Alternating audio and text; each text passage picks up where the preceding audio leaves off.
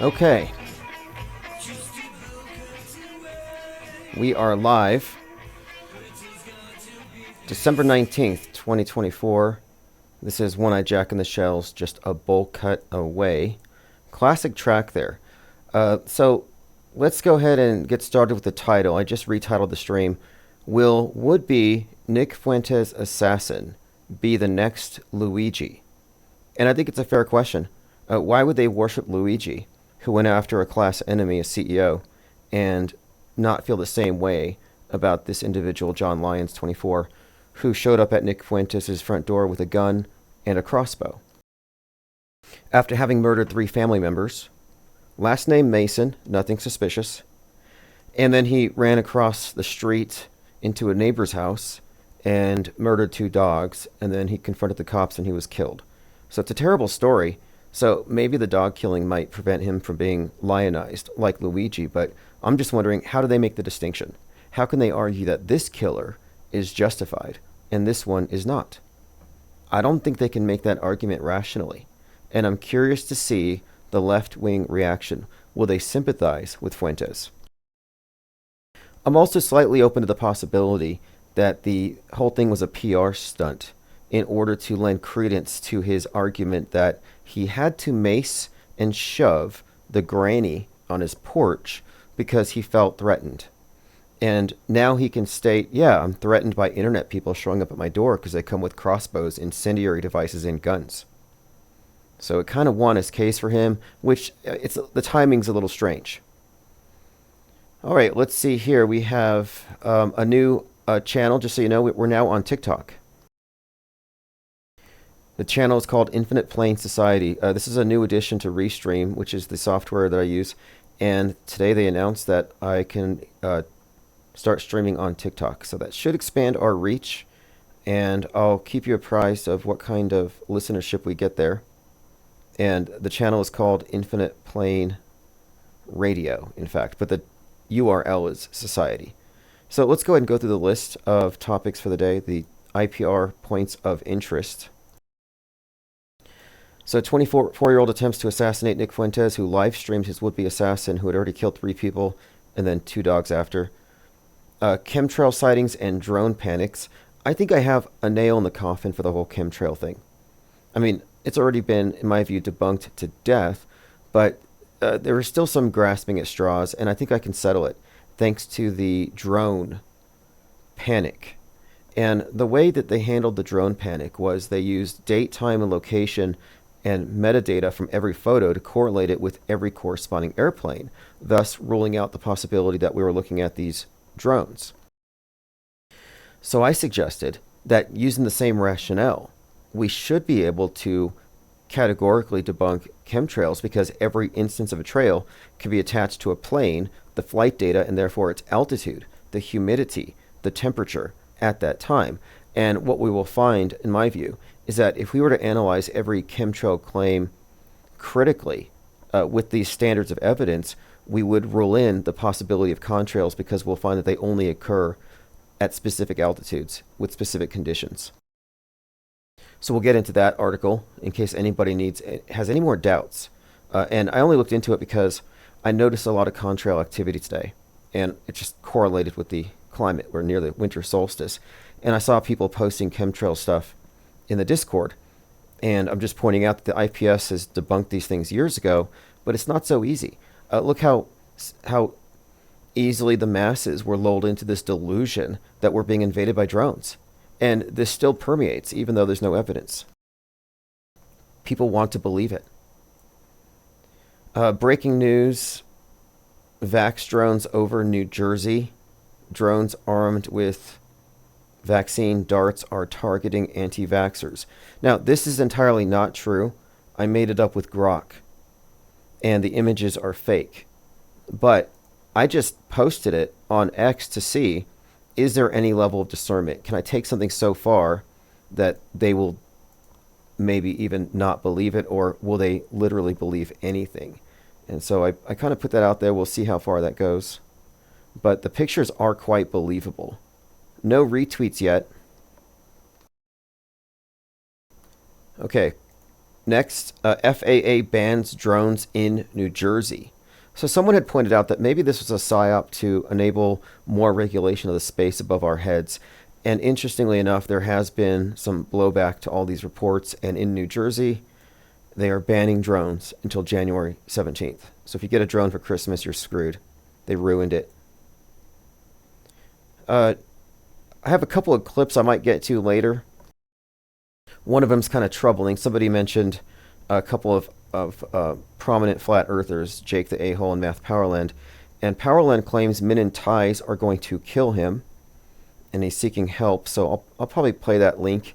And then Jake the Asshole had an interesting take on Jaron Campanella. I can't play all of it, the language, but maybe I'll play it anyway if people want to hear it. It is somewhat amusing. So those would be the main topics of the evening. The attack on Fuentes is a big story right now, but I also want to just suggest that the same level of hysteria that gave rise to the drone panic explains chemtrails, and we can falsify them by the same exact methodology. And so from now on, and as a rule, we can say this, and one, you can breathe easy, chemtrails don't exist. And from now on, if you're going to assert that they do, you have to provide, along with your photo, the metadata, your date, time, and location. If you can't do that, we can dismiss your claim. I want to demystify this. And what we will show is that we can check corresponding tracking data for local flights and determine which plane did it. And like I said, the facts will speak for themselves, but I think it's time that we push back against a lot of these orthodoxies. We're joined by Matt X. Richard Jones, Flatlander, says, I finally caught a live stream. Yeah, join the newsletter at ips.monster or join the Patreon. So if you're a Patreon member, you get the live stream alerts. Or ips.monster goes to the Infinite Plane Society Substack, live stream alerts. Yes, early show, Rocco Calzone. Peter W. says, Adam Fake Lanza. Oh yeah, David Hogg, he's all grown up now. Joined by Grandmaster B from D-Live. Linda Curtis says, 3 Masons and a big dog. Yeah, the story's kind of strange. His name is John Lyons, 24. He killed his family, their last name, all Masons. Kind of weird. Then he kills a couple dogs. Psychotic. Ears up. MNZ is on X, says, good day all. Okay, interesting. I'm glad to see we have people on X, and I'm curious to see how many people show up on TikTok. Because this isn't like TikTokified. It's not bite-sized. I'm not doing that weird finger-wagging thing they all do. Hello, Ted Stryker, AJ206, Truman B3000 says, agreed. No, drone psyop to push for civilian drone restrictions. Yeah, they just made the case. Now, people are dronophobic, and a lot of people are having psychosomatic effects. People in New Jersey are claiming they're getting radiation sickness from drones. Now, this proves that you can catch mind viruses if you have no critical thinking, which is why I say the public has mind aids. I've been saying this for months. I've been vindicated. The people in New Jersey who caught a psychosomatic illness from rumors about drones sniffing for radioactive waste have effectively caught a mind virus and experienced a psychosomatic effect. No mental immune system. Literal mind aids. Joined by Conscious Reality, Patricia Steer, Jennifer Reeves, and MSO Wind. Okay, we've already got about 80 individuals piled in here. The raft is filling up.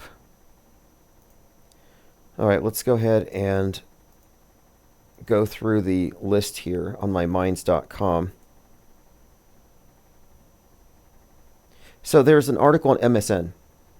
Flat Earther travels to Antarctica and realizes our planet is round. According to Flat Earthers, or quote, flurfs, Antarctica is an ice wall that encircles the other continents. So it's kind of funny how the mainstream reportage is referring to Flat Earthers as flurfs, which rhymes with smurfs. That's actually a derogatory term. It's not a term used among, quote, flurfs. They don't use that. Any more than gloobers or glurfs refer to themselves as such. FAA bans drones. Again, maybe that was part of the agenda. Oh, yeah, here's something I wanted to point out. So here's the Wouldbe Assassin who went after Fuentes. And he's got a crossbow. Very Sagittarius. Almost a Robin Hood tie-in. we correlated the Robin Hood character with Luigi, this class warrior thing. And I'm just asking the question here, will he be turned into the next Luigi? Or did he break that deal by murdering dogs? I mean, I think it's sick either way, but they're going to somehow respond to this, I think, in some way consistent with how they treated the CEO. But as I pointed out, Netflix The Madness was the #1 show right before the CEO shooting. So I watched it on the basis that it's going to contain predictive and concurrent programming for what's about to happen. Sure enough, a CEO who finances online neo-Nazis gets assassinated. There's a 3D printed gun, a number of other things that correlate with what was happening in the news at that time. But the idea of lefties going after CEOs or going on some kind of, like in The Joker, the Kill the Rich campaign, that's kind of what's being evoked here. And interestingly, the movie series, The Madness, it opens up with the murder of an online white nationalist leader. Well, Nick Fuentes is the leader of America First. And when I watched the show, I first thought that the Mark Simmons character, Brother 14, leader of the group called The Forge, Fuentes is leader of America First. I first correlated him with Stu Peters, just because of his physical appearance. However, now that I think about it, because I said the movie's calling for or predicting the murder of some kind of online extremist, and that the left wing will applaud it. So I kind of foresaw this, and I thought, well, perhaps it'll be Stu Peters because he claims that there were already threats put out against him. But now that I think about it, it kind of fits Nick Fuentes even a little bit better, considering how much more prominent he has been. Like, for example, with January 6th, he was one of the instigators, along with Ray Epps telling people to storm the Capitol. He should have donned animal skins, picked up a spear, and done it himself. Okay, let's go ahead and continue. I'm going to open up phones, by the way, if anyone has any comments. Peter W. says, misleading headline. Yeah, of course. The mass media headlines are all biased towards its own worldview, its own fictional universe. Truman B. says, Walmart employees will soon be wearing body cams. Other corporations will follow suit, citing retail thefts. Well, you know, it is true, though. A shrinkage, loss of inventory. It is a real problem. I worked at a Walmart. I was doing assisted checkout. You'd call it self-checkout, but at the time, nobody could figure it out. And I was really just appalled by how easily people would just manipulate the machine. They would steal like crazy, and there's nothing I could do. And it's a problem, and I don't think it's acceptable. I mean, the thing is, people justify this stuff. But anyway, I'm all for it, to be honest. I don't have a problem with it. They already have these very sophisticated cameras where they can read your driver's license from the cameras on the ceiling. So I don't think it makes a huge difference. Okay, let's see here. Norba LA said, why didn't he surrender to the cops chasing him? Yeah, apparently he ran into a neighbor's house, killed their dogs. He came out and started shooting at the police, at which point he was killed. I mean, that's the story right now. Again, it does lend credence to Nick Fuentes' claim that he was indeed threatened by the visitor he had back in, was it November, where he shoved her off the porch. And people were mocking the claim that he could consistently claim that he was threatened and that he's also opening the door to spray the person. It was just not a good story.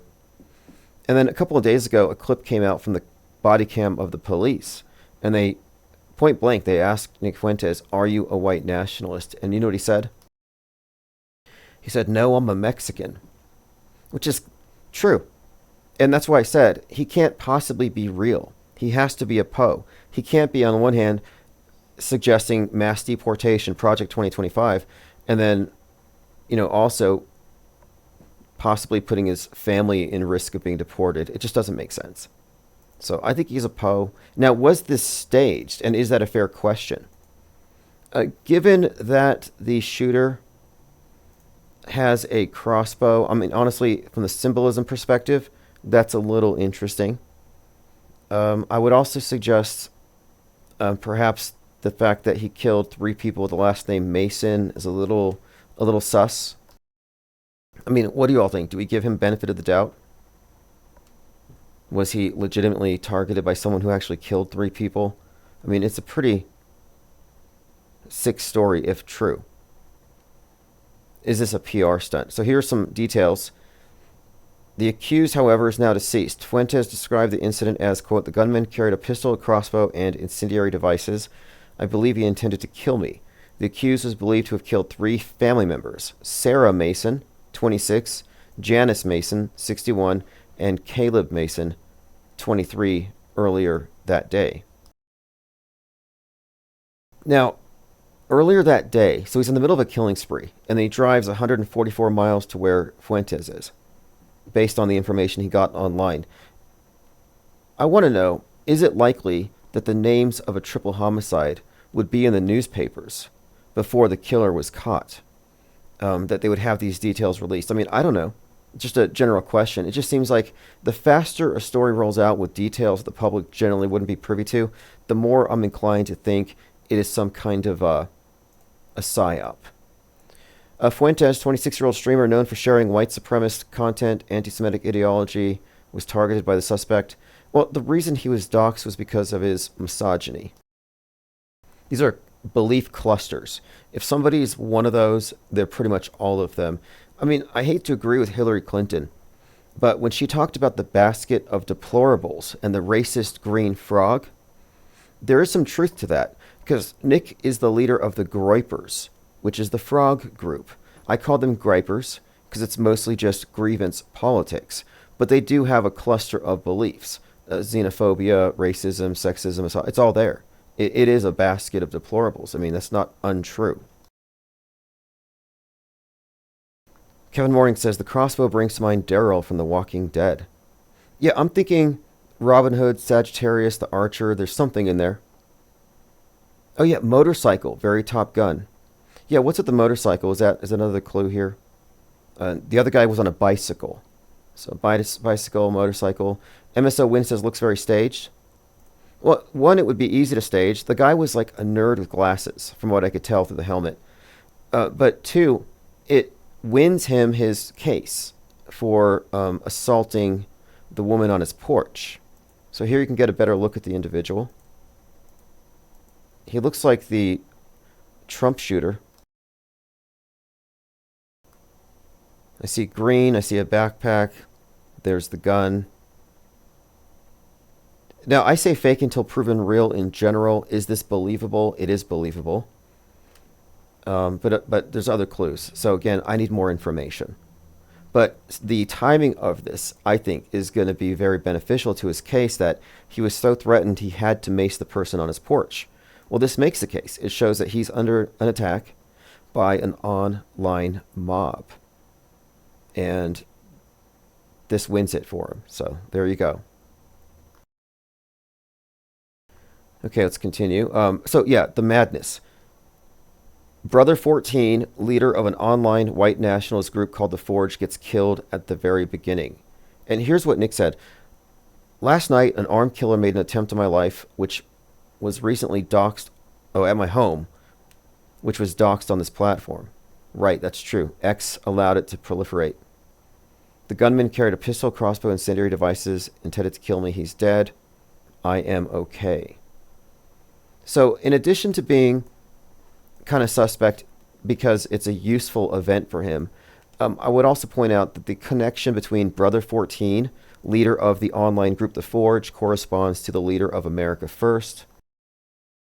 And then you throw in the Luigi element. So Luigi, we're talking somebody fighting working class against the elite. And Fuentes is America First, who essentially is advocating for some kind of fascist version of America that Luigi would be very much against. Truman B says, Fuentes' stalker is likely a glurf.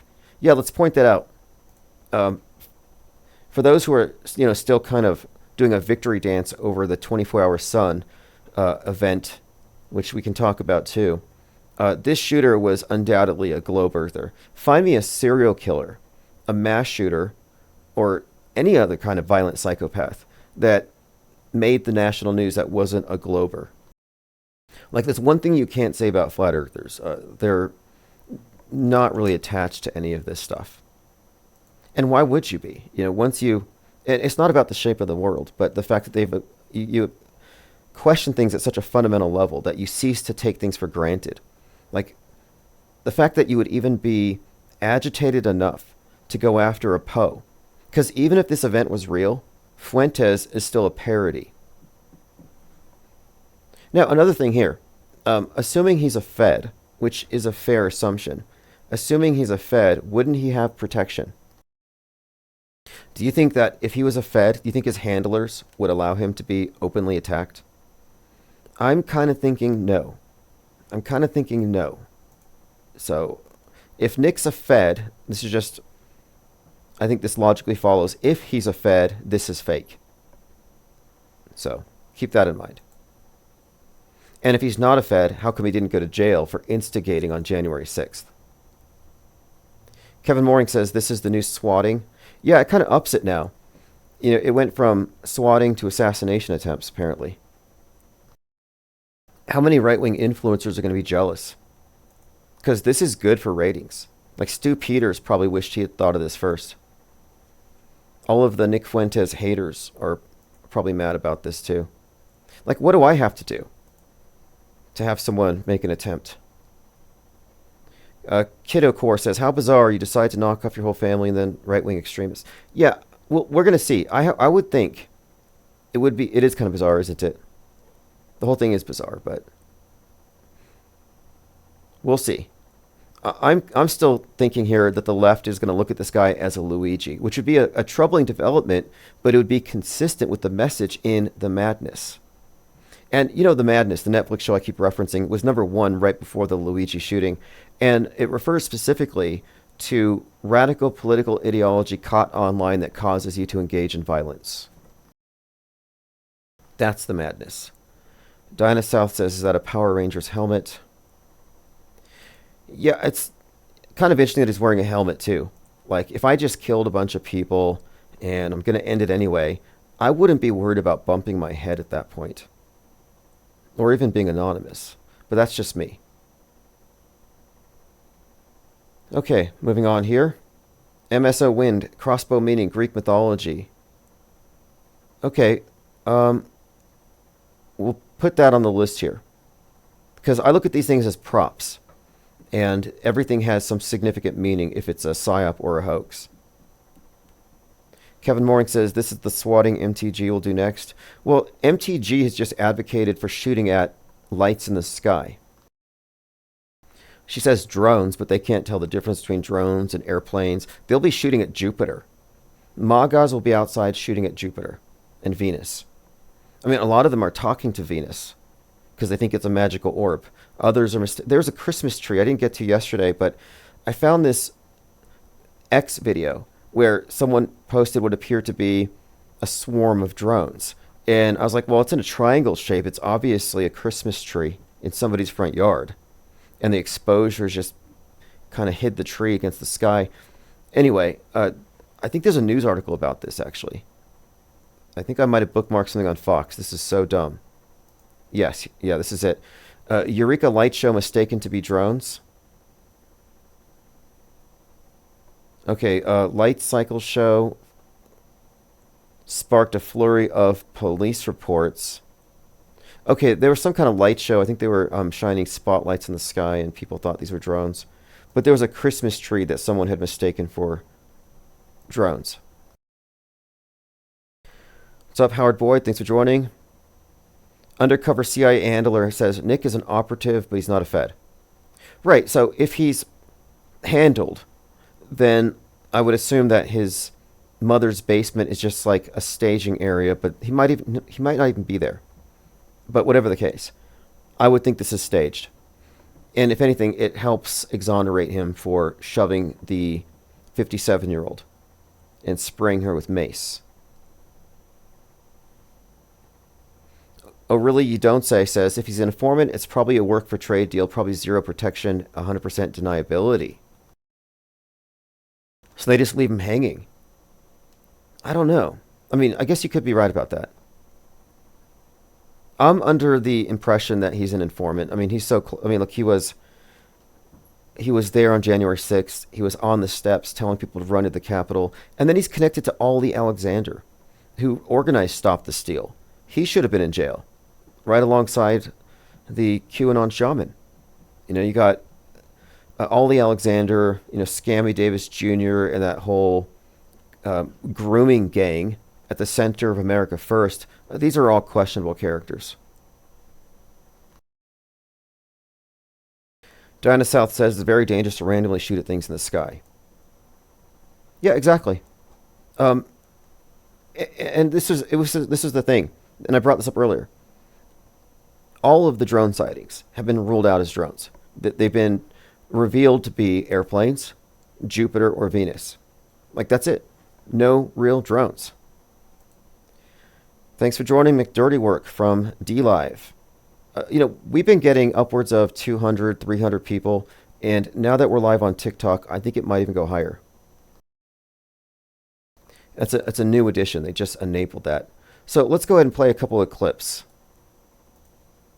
Now, I don't know what to make of this one, but I'm just going to play it. This is Math Powerland suggesting that he is going to be killed by men in ties. Very ominous. The title of the video is SOS, OG Father of Round Earth Debate, Life in Danger. Help.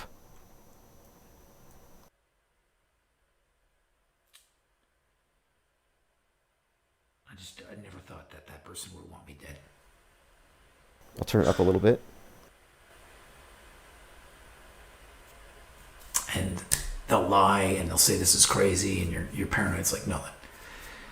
The person wished me, said they were going to, kill me. So, and I believe them. And I believe there's somebody, there's a fucking lot of, there's a lot of men in ties that are going to try to fucking kill me.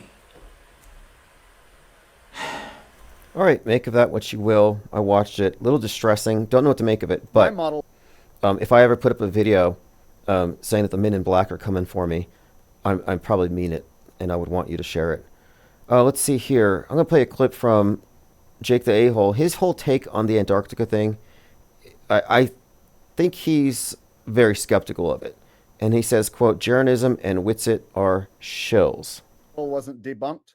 I'm not the one who sold out the Flat Earth cult community. I'm not going to go do mainstream interviews, but Jaron sure as fuck is. And guess who's going to support him? All the Globe Cucks. All the Globe Cuck channels.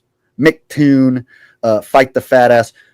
We're so proud of Jaron for confronting his flurf beliefs and going to Antarctica and proving once and for all that Earth is indeed a globe.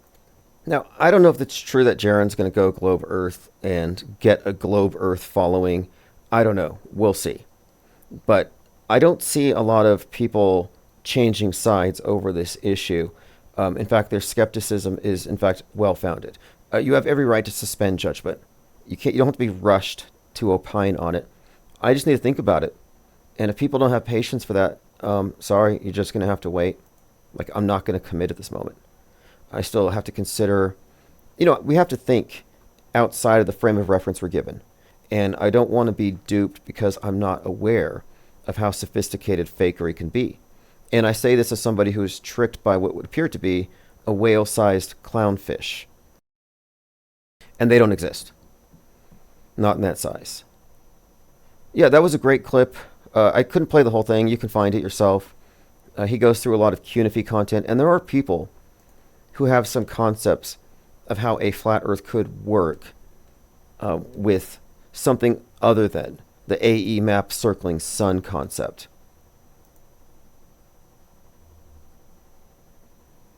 Lucid Stream says the upcoming disclosures. Okay, Greer on X said, we have been notified that a false character assassination campaign will be launched against Dr. Greer, who wished to stop disclosures. This will not deter us. Yeah, Dr. Greer. He's one of the alien guys. And if you haven't seen Mirageman, I recommend it.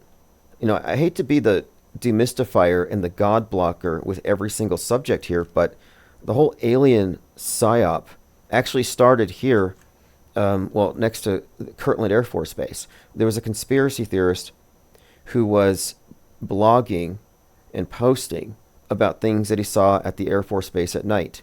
So the Air Force sent in some special agents to infiltrate his life as fellow conspiracy theorists, and they fed him bad information about underground military bases in Dulce, New Mexico, about aliens from Venus who are coming to take our water.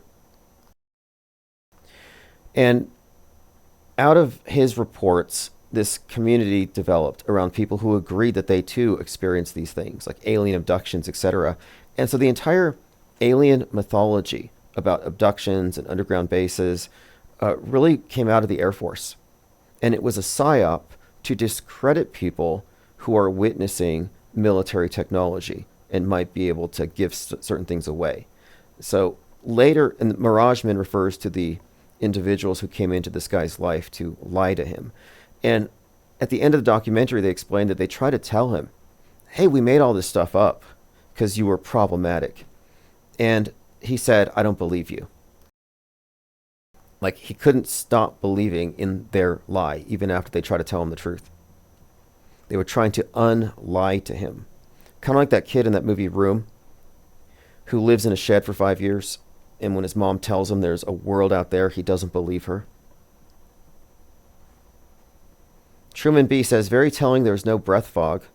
When Jaren's complaining about how dangerously cold it is, give me a break. Well, they claimed that there was a storm and they had to leave right away or they would be stuck until after Christmas. But I didn't see evidence of the storm or any clouds, no. But absence of evidence isn't necessarily evidence of absence. We have to wait and see. Thus, suspension of judgment. Just going to wait. But the question of is it fakeable is a relevant question because presumably they're already developing their fake Mars base, their fake moon base. How are they going to fake these things? And the latest technology are these LED backgrounds, far beyond green screen. And I read about one such studio that was so large it could contain a 737. And you could just, like flipping channels, put different backgrounds in with the illusion of distant mountains. At least it fools the camera. But if you're there in person, maybe it's more obvious you're looking at a screen. And someone pointed out, well, I pointed out that it was kind of unusual that when Jaren gets out of the plane, he says, wow, it looks like I could touch that glacier, even though it's 10 miles away. Ha ha. I could touch that mountain, even though it's 5 miles away.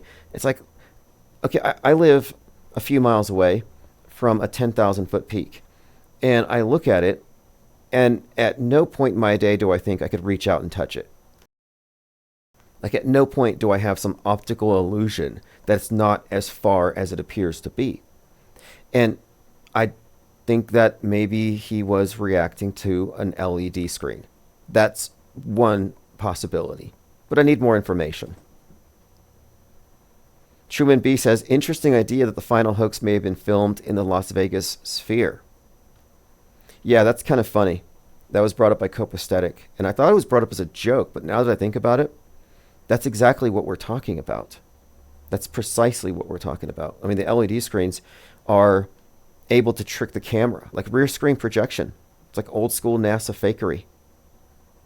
Isabel Anson Ann says there's a massive Netflix studio in Brooklyn. Address is 333. Yeah, there's a Netflix studio here. In fact, the Stranger Things was filmed. A lot of things have been filmed here and local areas.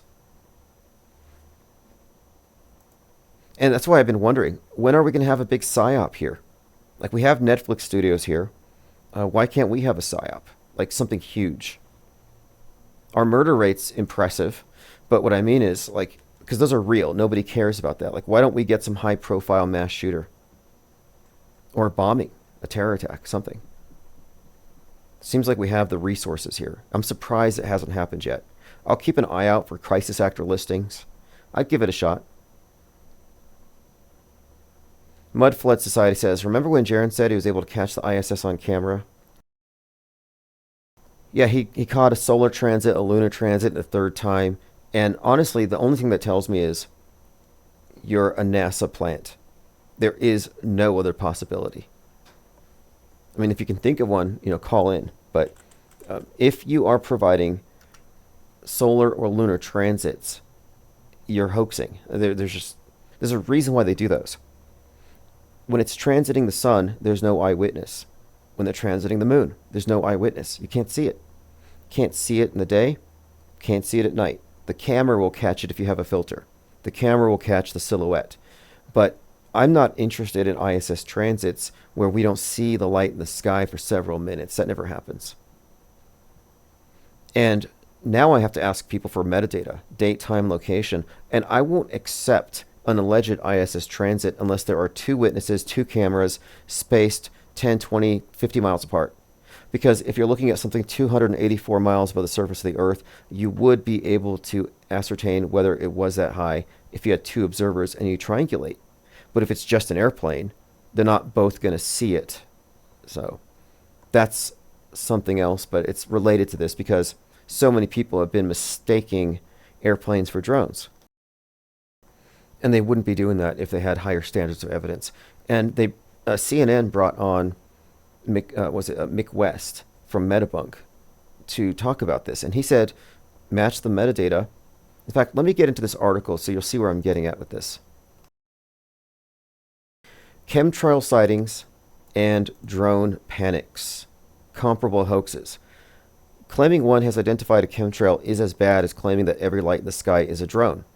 All New Jersey drone sightings have been falsified by comparing date, time, location, and metadata to flight tracking data. So that the flight trackers all reveal that these drones are fake sightings. So anybody claiming a chemtrail sighting should also be required now to include the metadata from the photos. So we can cross-reference the trails with flights that left them. And this will reveal if there's any consistent patterns with regard to altitude, humidity, and temperature.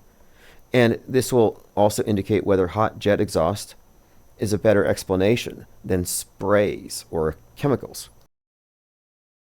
And we would be able to permanently debunk chemtrail theory as easily as the drone sightings have been debunked. And there are many other things I could add to this as to why I say they've been debunked, but suffice it to say, you can breathe easy. They don't actually exist. And what you don't have on the side of the chemtrail argument is predictability. And that's really the bottom line. If you can't predict them, then you have to explain why contrails are predictable. And in my opinion, if you're photographing a war crime, which is what a chemtrail would be, a war crime, chemical warfare. So if you're out there taking pictures of war crimes, like over your house, then you should also supply date, time, location, when you were victimized, when your family was sprayed with the stuff. Like, you should provide some information because it's such an atrocity, right? I mean, if what they're saying is true, that we're being sprayed with chemicals, but then you could identify the plane, and then you could look for patterns. Identify the culprits. Jacques says the drone nonsense is as real as the Chinese balloons. Well, no, the thing is, there was a balloon or a satelloon. There was something. In fact, they popped it on the day Moonfall came out, which is kind of interesting. There were some connections we were looking into at the time, but at least there was some substance to that story. There was no substance to the drone stuff, just nothing to even base it off of. Diana South says space junk helmets will work for downed drones too. Yeah, drone helmets.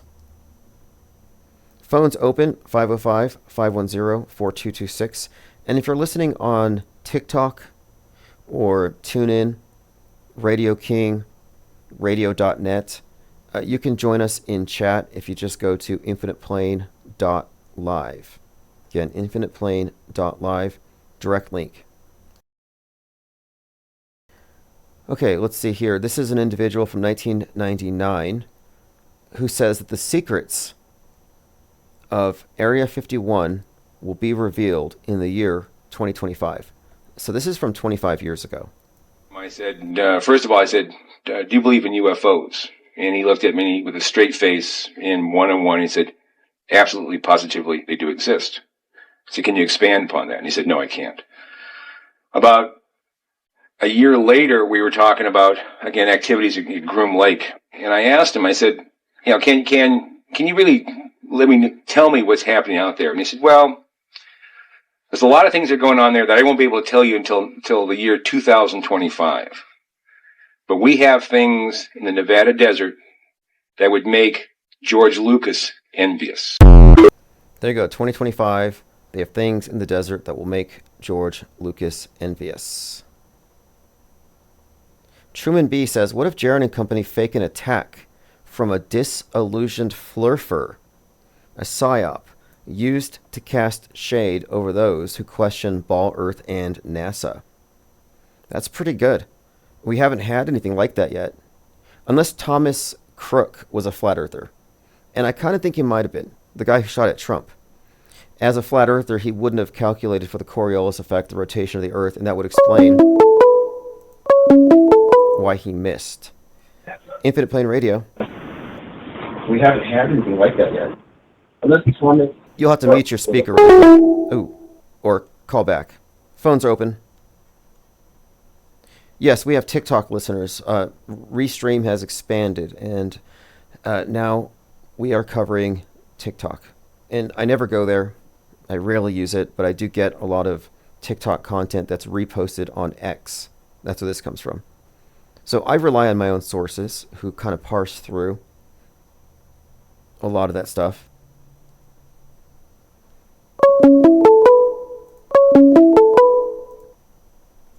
Hey, what's up, caller? John the Plumber. Oh, hey, John the Plumber. Hey, I'm interested in your opinion on the final experiment. Where are you on the flat Earth question? I'm back from Mars. That's where I've been for the last 3 months. They kidnapped me. The aliens got to me. I just got. They just dropped me off. I don't know. I think it's Alaska. I mean, it's I'm an auto hoaxer, But So if anything, there are places on Earth that are covered in snow. Alaska, Canada. I don't know. I don't think they're in Antarctica. Okay. So they did this in Alaska. Wouldn't that be problematic in terms of the direction of the sun? It could all be CGI though. It could be 100% CGI. I mean, the shit that they have now, it's crazy. I heard that there's a new Google AI that came out this week. They came out with their new quantum computer, yada yada.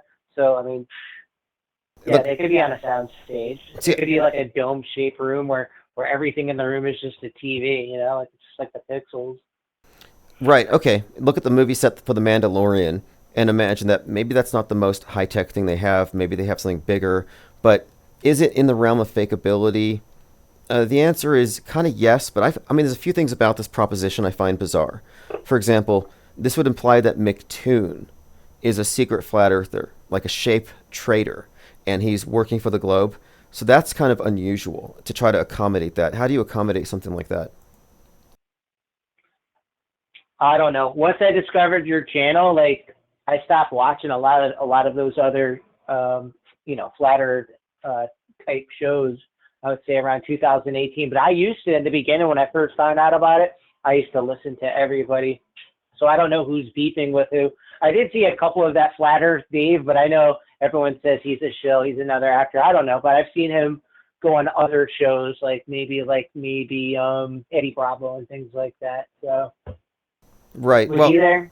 Was Flat Earth Dave down in the Antarctica hoax or no? No, he refused the trip because he was afraid they were going to trick him with a helicopter dangling a giant light bulb. But Witsit Gets It went, Jaron went, and a couple of others went.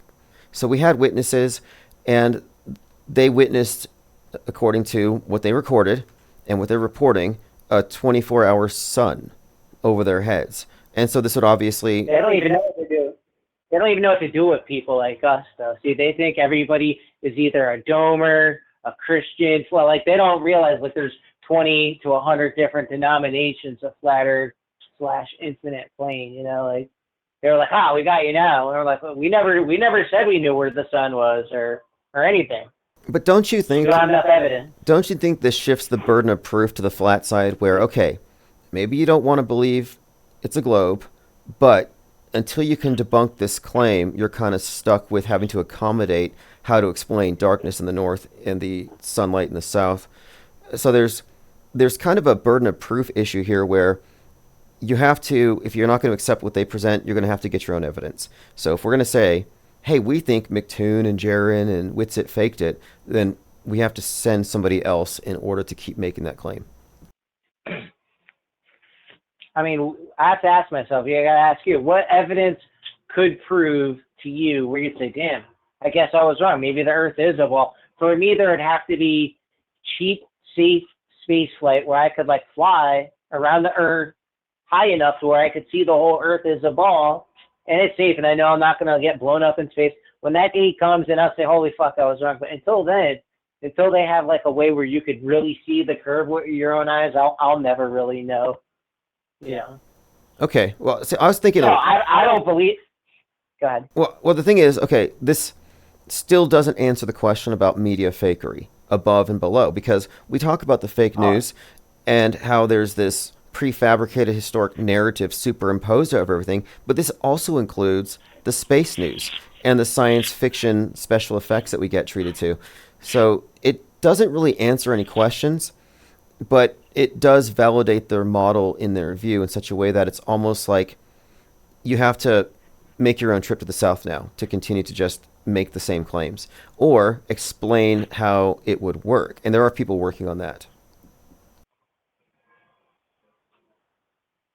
Yeah, I don't know. Like I used to say, man, if we had like a drone with a blimp or a compute with a camera on it and it could fly right across, you know, then I would believe it. And I'm like, no, they could even fake that now. I mean, you really would have to see it with your own eyes, I guess. But now let me ask you a question. If I managed to get $30,000 and I took a trip down to Antarctica, let's say next month, would you accept my testimony and my footage if I was down there recording the sun? Nope. Unless I could go with you, like maybe if 30 of your longest, I lost your channel for a little bit. I was gone for a couple months, and I found you pretty quickly.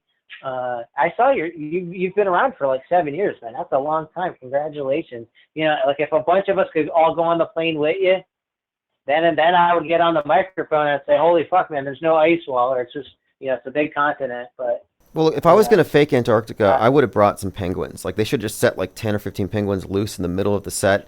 Jaron taking pictures of the penguins. I'm willing to go full undercover because I went on Indeed. I got a good plumbing job, but I did see that freaking Antarctica. I shit you not. Go on Indeed, type in plumbing. They need, yeah, that dude that went on Joe Rogan. After when he went on there and blabbed, I'm not going to be able to get away with shit. They probably know everything about me. They're throwing my freaking application right in the trash. But yeah, they're looking for plumbers in Antarctica. I would send you to the North Pole. Because for some time there's been this topic. It was actually another plumber. His name he changed his name to Satan. Before that it was Saturn. Before that it was Quasi-Luminous. But he maintained that the North Pole was some kind of whirlpool, vortex portal. And I was thinking it'd be great to have somebody go to the North Pole as another data point. And if you would be willing, I would crowdfund it. Or if anybody's willing to go to the North Pole. I'll fucking do it. But I need a chick. You're gonna have to pick a girl. She's gotta come with me. I need somebody who's been in the IPS for years, and we'll go like as an undercover couple. We'll go full undercover, and then we'll come back and bring this back to the whole story. That's somewhat doable. Although that sounds like what Tim Ballard was doing, and it didn't turn out well. But Lucid Streams asks who the caller is. Do you want to identify yourself?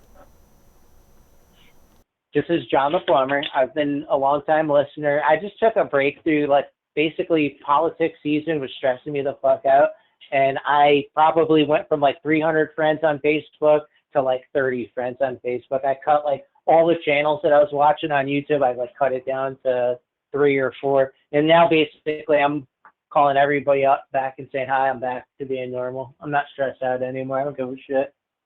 Yeah, I'm with you on that. We were inundated with so much crap, and I was looking forward to the end of the election so things would slow down and the bots would turn off, but there's no indication that it's going to slow down, and the bots are always at work. So it's always a good time to take a So break. the drones are the new thing now. It's like they realize we need something to talk about. And I started asking myself this while I was working today. I thought, geez, man, why is it just always one thing after another? As soon as politics is over, they crank out another story. It's drones now. And it's like, it almost feels like, what's the purpose of it? We've talked about Luge, who's in charge? Is it demons? Is it aliens? Is it AI? I was like, what if it's just they have to keep the pot stirring? They have to keep stirring the pot. Otherwise, The world the stage, whole world falls apart. the world stage, the mental construct that we all share, the simulation with our backdrop of fake history, it has a focal point, like a spotlight. And I've suggested they've changed the spotlight to like a laser pointer, and they're just moving it, and we're like cats chasing it. But that they always have to maintain our collective attention, because what they're doing is they're directing it. They're directing it to their news agenda, which is largely fake or augmented. I've never heard more theories. I've never heard more theories in my life to describe one possible thing, drones. I have heard that it's China, it's Russia, it's time travelers, it's aliens, it's us testing out our own shit. I mean, it's just like, it's fucking crazy. I'm sick of it. Oh yeah, not only am I sick of it, but I'm sick of the fact that it seems to be an intentional psyop that is catering to credulous, gullible, easily triggered people, and they're pandering to it. You're losing your rights to own drones. Like, I don't own a drone. I think I bought a little cheap toy drone that probably only goes 10 feet off of the ground for my son. But like, fuck, what if you want to go dump $1,000? Now you got to fill out papers. 10 years ago when quadcopters and all that shit was coming out, you could just probably order it off of Amazon. Now it's like so that's one reason why. That's one of the theories that I've heard is it's our own people doing it intentionally to make people nervous. So when they say, well, now we have the new Drone Safety Air Defense Act or whatever, it's just them stripping more of your shit away. Well, how many Christmases have been ruined in New Jersey where they buy their kid a drone and they're going to fly it the next morning, and now they can't because of the FAA? And I think that is actually happening. They just banned drones in New Jersey until January 17th. Yeah. Hobby Lobby's probably pissed. Well, I started a rumor today that there's Vax drones coming for the antis, and I'm going to see if that proliferates. I think it's a good, believable rumor, but no one's retweeting me. No. All you have to do is use ChatGPT or whatever and crop and clip part of Dune. I don't know which one's better, to use the old one from the 80s or the recent one where they have, I love Dune. They have the flying needles that assassins use to kill each other with poison. They're called hunter seekers, and we could just say, yeah, like this is Fauci's next plan or whatever. You could probably That's use cool. AI to come up with stuff. Okay, so isn't that cool? is that the one that David Lynch directed? Because I haven't watched that one yet, and I have to go watch it now. It's in both of them. It's in the book. It's in the audio book, in the real book. It's in the old movie, the 80s version. I love that. That's the one I grew up with. But when the recent Dunes came out in the last few years, the newer ones, I didn't get into the made-for-TV bullshit. I'm not watching the series now as much as I like Dune. I like. Well, I love I get a lot of quotes out of it. There's so many statements in there. So Frank Herbert, Dune Messiah, says about the masses. He says, they're not mad. They're trained to believe, not to know, because belief can be manipulated and knowledge is dangerous. So that explains how the elite see us. We're trained to be believers, and that's why so many people fall for the drone story. People who I know have even suggested that it's a UFO invasion, and I'm like, no. Here's the mind killer, dude. It's probably the most brilliant line to come out of the book, out of all of it. Here's the mind killer. Another one, exactly. So I watched one of them, but I'm gonna have to go back. I didn't realize that David Lynch had directed one of them, and so I have to go see it because his movies are always kind of weird and interesting. Yeah, I loved it. Hey, Sharon Peter says Jake the A-hole debunked the Antarctica trip. I'll have to watch his whole video, but again, if you already made up your mind, I'm just going to say it, you don't have enough information right now. Like, you have to see all the information on the table. Unless you've seen something that is utterly convincing, then share it with us. Otherwise, you're going to have people like me and John the Plumber speculating as to whether or not it was faked. I mean, like, I know that they had this whole thing happen with the actors in the last year, the strike, and it had something to do with like the advent of AI and all this new technology. It's like, wait, pretty soon studios aren't even going to need actors anymore. They're going to be able to just we're probably less than 10 years away from them just being able to make every movie ever again, and people just feel like, they just made a movie where Tom Hanks is young again, like he looked like he did when he was in Big. Like, they're going to just invent actors pretty soon. So then you have to ask yourself, how do you know who's even fucking real on TV? Like, how is a quarter of it real? Is all of it real? Because now it's just getting weird, and I don't know who's wearing a mask. Well, when I got fooled by the clownfish the size of a whale, I realized that now we have to disbelieve by default, and we have to be critical about everything. And it's a little more work in a way, but due diligence. And if you're not doing that, you're not going to have situational awareness, and you will be brainwashed. It's just how the system works. It's like, if you're not in the Bible, I'm not really. I've tried going into church. I'm not really into it. I was a free thinker for too long. I respect people that go, but I'm more back on my own independent path. But I've learned a couple things that I went to church in the 2 years, and it was a nice little experience. I made some friends. But there's a story in there where Job, like God and the devil are gambling like over his faithfulness.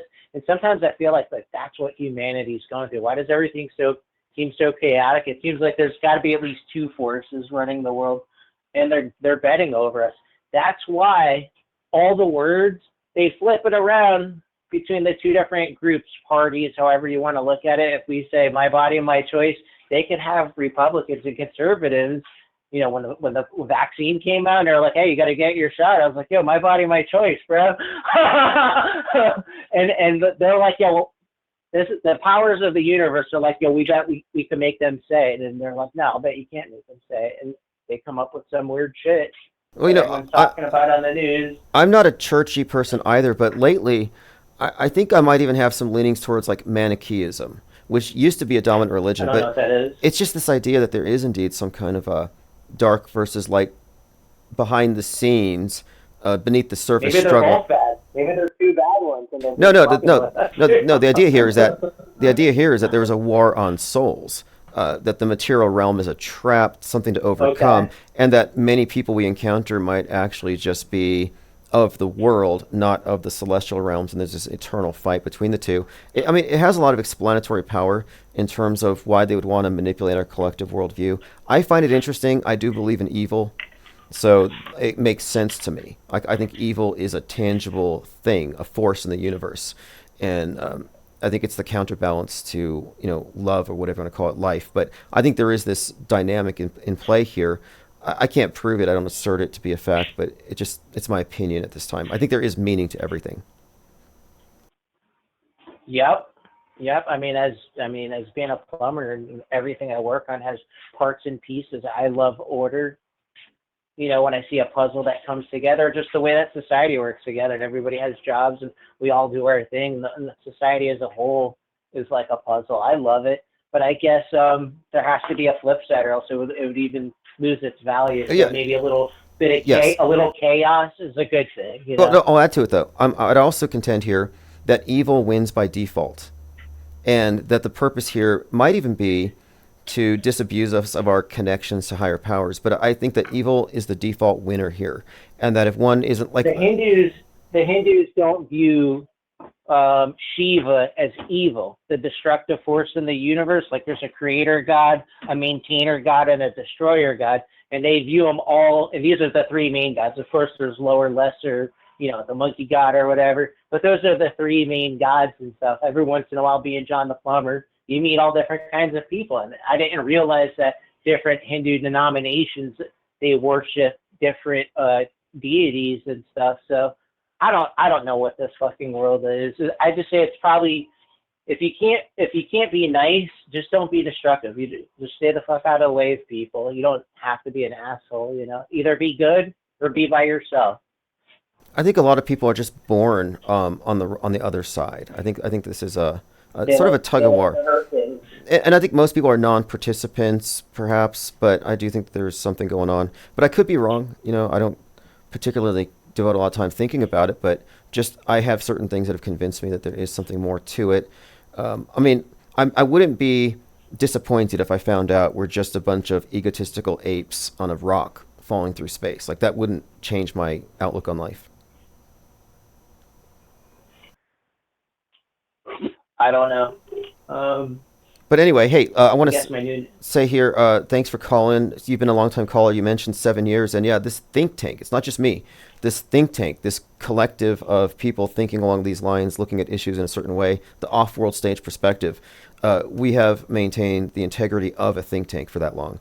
So thanks for bringing that up that you and participating all this time. Congratulations, buddy. Yes, sir. Awesome. Well, thanks, John the Plumber. You And listen again? mhm. Yep. And if I get the finances to You have a send good you evening. to the North Pole, we'll send you to Mount Meru. Thanks. Yes. So I nominate John the Plumber to be our Northern Explorer. And I'm volunteering myself, but anybody here, if you want to go check out Antarctica for yourself because you don't trust Jaron and Witsit, I think we can get some money for it. I think we can finance you. Jay Nelson says, shape trader here. I'm going with the black cube. You know, I've considered that. I considered adopting John Dee's concept. So recently I've been talking about Mount Meru, or the 33-mile magnetic mountain in the middle of the world that John Dee and Mercator were corresponding about. So I was thinking about this thing and how it correlates to this other view of the world, perhaps John Dee's view. Because even though openly he would have been a believer in the ball Earth, he would have been a Copernican, he would have adopted that idea, in his magical teachings. We're talking about John Dee, Edward Kelly. This is like the basis for Western occultism. Their worldview revolved around this concept of the world they developed along with Enochian magic, referring to the biblical Enoch who talked to angels. And it revolved around the idea that the world is a flat square and has these four, what he called watchtowers, and that it has various levels of density that we exist upon, what he called the ethers, 30 ethers. And the idea of astral plane is going on the next level up and traveling the plane, not astral sphere. So I thought it was interesting that his private cosmography was a plane of existence, and man is a microcosm of the universe itself. And the way he interacted with the world as a magician was not exactly scientific, but it's definitely a contradiction considering his role as an advisor on various voyages of exploration. But anyway, I might just be a John Dee earther, and I'm just going to go with that. Until somebody can go to the North Pole and verify there's no 33-mile circumference magnetic rock. But someone has to account for why they wrote that stuff. X322 says, great caller as always. Yep, John the Plumber, longtime caller and participant. Cygirl says, does the toilet bowl drain clockwise or counterclockwise? That's a myth. That is a myth. As to like the drain, and does the water go one way in the northern hemisphere? That's probably not true. Do snipers account for the rotation of the Earth? Did Thomas Crooks do so? I'm saying he probably didn't, because he was probably a flat earther. I'm surprised they didn't pin that on flat earthers. So this is new. Whoever posted this, thank you. Thousands of drones simultaneously crash in China 3 days ago. On December 8th, a large drone show took place in Quanzhou, where thousands of drones created stunning patterns in the night sky. However, things took an unexpected turn when the drones suddenly lost control and began falling from the sky. At the start of the show, the audience eagerly looked up, admiring the drones' synchronized movements. Wasn't somebody here just talking about wearing helmets, not just for space junk, but for drones? But as the wind picked up, many drones began to fly erratically. Suddenly, some lost their signal control and plummeted, like kites with broken strings. More drones followed suit, and chaos ensued. The falling drones caused craters in the ground, with some even crashing into the nearby sea. The crowd panicked, quickly seeking shelter. While no one was injured, the incident sparked widespread discussion and concern. Okay, interesting here. I wonder if these are crisis actors.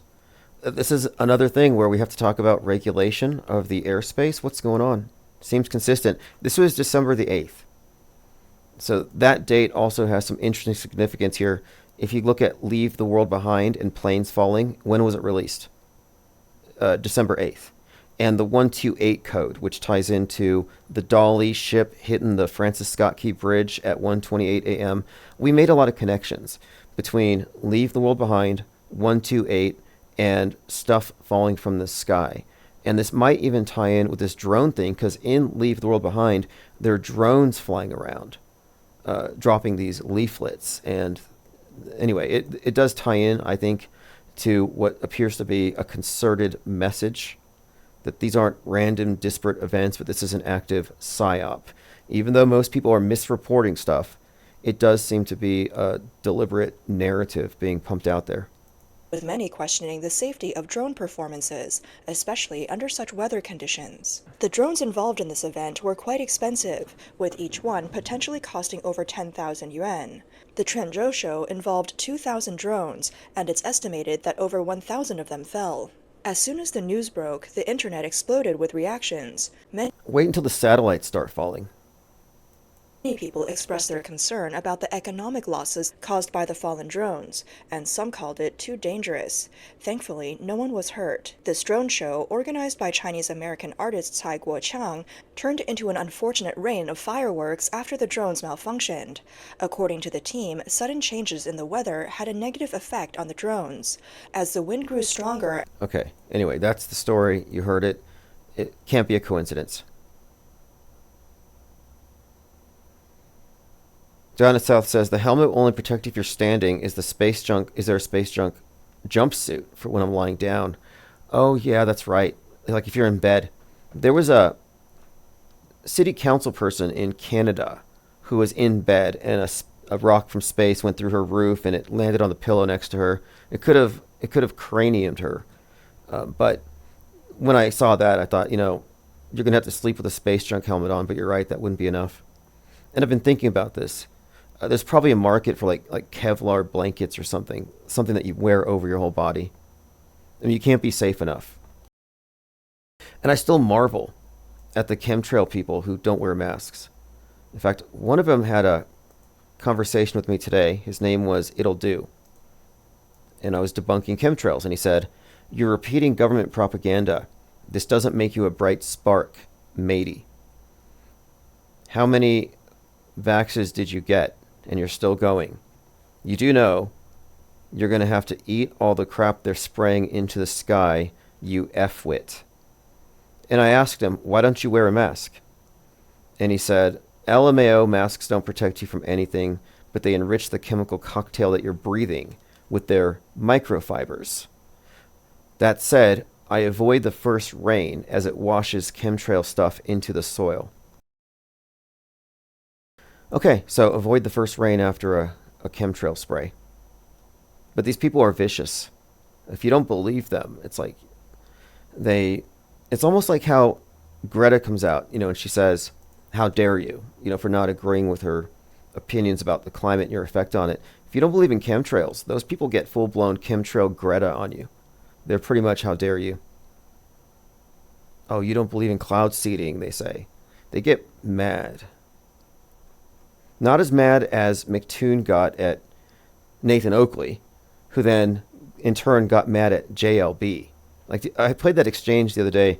You had McToon in Antarctica, or in the Las Vegas sphere, yelling at Nathan Oakley over the phone that I'm here, I'm in Antarctica, I'm upside down, and the Earth is a ball.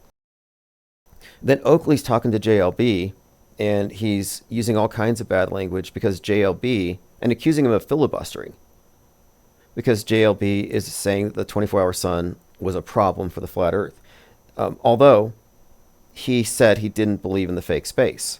So it's a very nuanced conversation. The people who are mad about it, who have agendas, are losing their objectivity here.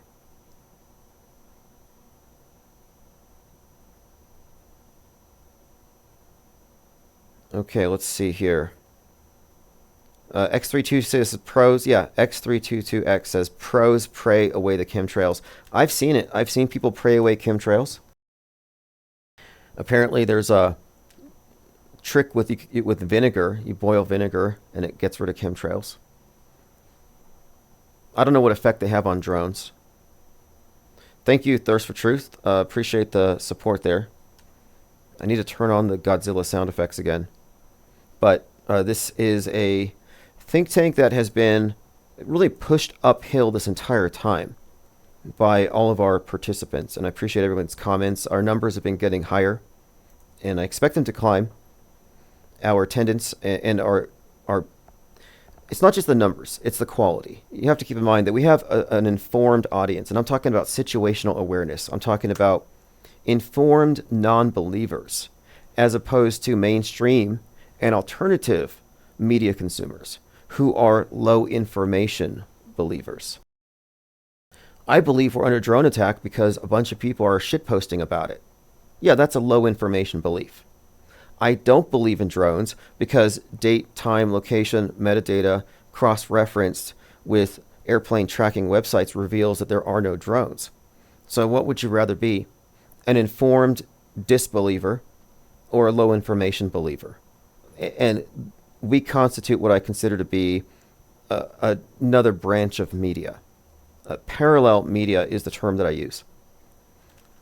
We've had to quarantine ourselves from the alt media. Trutherville failed. They jumped the shark. They fell for the drone psyop.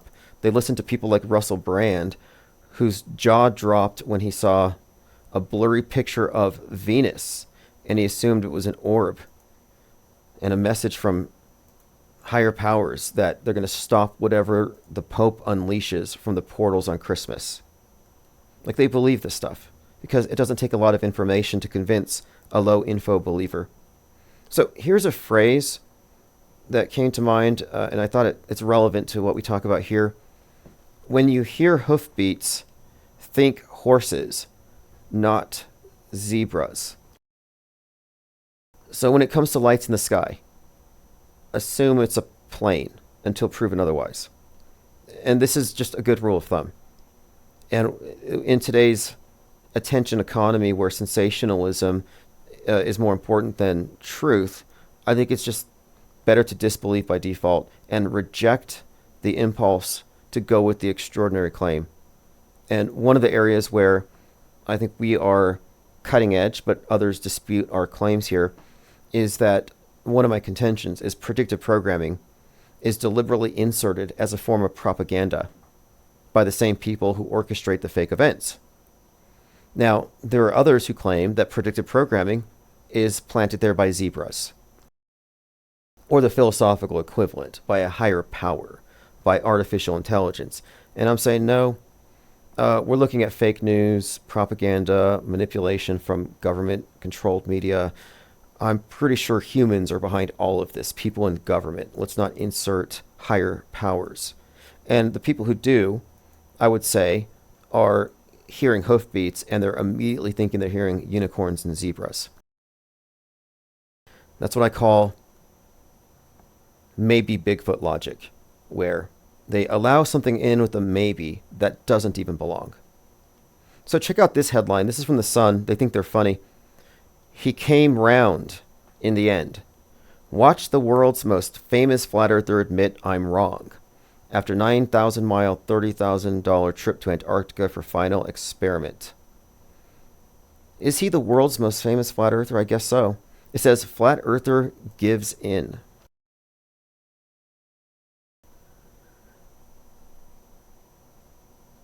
Phones are open, 505-510-4226.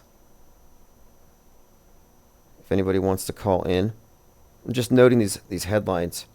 I love how the MSM says, according to Flurfs, Antarctica is an ice wall, and they have this ridiculous picture of a disk in space. It's hardly worth addressing. However, this fits the definition of a straw man. This is a gross mischaracterization of what any sensible flat earther has ever posited. This is like a joke that the Flat Earth Society put out there. What I mean is, the whole presupposition of Earth not a moving ball, the stationary plane concept, is that it's not floating in space. which means there's no presumption of an edge. At least you wouldn't start with that presumption. The dome would be a premature conclusion. But the notion that it would be a disk in space and somehow would be compatible with regular round planets, that this is an anomaly, no, that's not what anybody is saying. And people often say, well, the other planets are spheres, why isn't the Earth? Well, the Earth is an oblate spheroid, if you go with that particular view. So my question would be, how come Saturn is not an oblate spheroid? How come Mars is not an oblate spheroid? What about Venus? Nope, these are all just perfect spheres. So that's kind of weird. I mean, it's all weird at that point. Their argumentation is often just built upon a false sense of intellectual superiority because they're going with what they're told to believe. But when you ask them, like, you know, how do you know? It ultimately comes down to, I trust these images. I trust the screen as a source. And that's where our divergence really lies. Do you trust the video, the images, the accounts of things from space and from astronauts? Do you trust it as though it's evidence, that it's just assumed to be objective reportage? And I'm saying no, the space news and the space reportage should not be considered any more objective than the news on the ground. It all has the same agenda. And if you're not including in your analysis of the world as perceived through the media, if you're not including special effects and propaganda, you're kind of being naive. And the space program is nothing but propaganda. I would even say that space itself is more or less a metaphor for the inner space, the space between your ears, because it's about world view control. So the world may very well be a ball in space. Let's just say that all fits, fine. That doesn't make the imagery we've been shown to be real. We've still been given something other than the truth, and I'm questioning, what is behind that facade. Lord Laney says, the way that person last night was saying the world rotates like a record, I was thinking the black rock is the needle that spins the four-cornered vinyl record-shaped flat earth. Yeah, that's a fascinating concept there. And I've seen pictures, I've seen various ways of people trying to describe what this could be, and at this point, models are premature. We need more exploration. We need John the plumber to go to the North Pole. Who wants to go to Antarctica? And it could happen, to be honest. We could make it happen. And the reason I say so is that the media is already covering this story. It's going viral that flat earthers have self-debunked and they went to the South Pole. But it hasn't escaped them that Jaron is considered to be a shill. This has been mentioned in the articles. He said he's going to be called a shill. And then Whitsitt refused to take a stance. He's still being ambiguous. So if there were a second expedition, a final expedition, a final experiment, I think there could be enough interest to make it happen. The question is, who would you trust? And John the plumber said he wouldn't trust me. So there you go. Who would you trust?